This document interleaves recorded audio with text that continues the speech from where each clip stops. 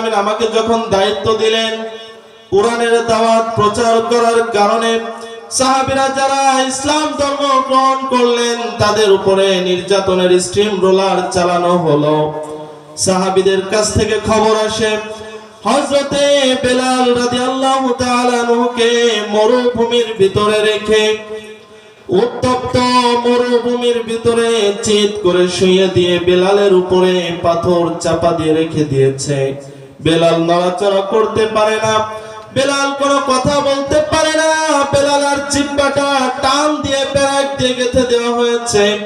এই খবর যখন আসে সাহাবী, আমি চোখে পানি ধরে রাখতে পারি না, আমার বুক ফেটে কান্না চলে আসে। ও সাহাবী, অপর দিক থেকে খবর আসে হযরতে খাব্বাব রাদিয়াল্লাহু তাআলা আনহুকে লোহার অঙ্গারের ভিতরে, লোহার আগুনের ভিতরে চিৎ করে শোয়াই দিয়েছে।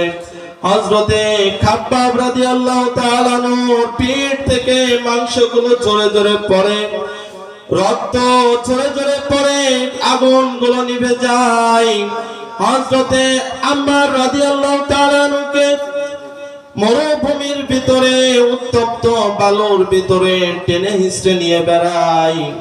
এমন খবর যখন আমার কানে আসে তখন আমি আর ধৈর্য ধারণ করতে পারি না, আমার চোখ দিয়ে পানি চলে আসে। ও সাহাবী, আমি চোখে পানি ধরে রাখতে পারি না।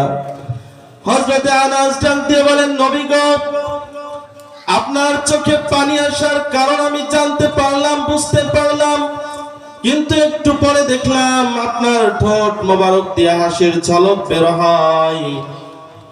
বিশ্ব নবী ডাক দিয়ে বলো, সাহাবী, এত কষ্টের পরেও আল্লাহ রাব্বুল আলামিন এই মাত্র আমার কাছে সূরা আল কাউসার নাজিল করে জানিয়ে দিলেন, ইন্না আ'তাইনাকাল কাউসার ফাসাল্লি লিরাব্বিকা ওয়ানহার ইন্না শানিআকা হুয়াল আবতার।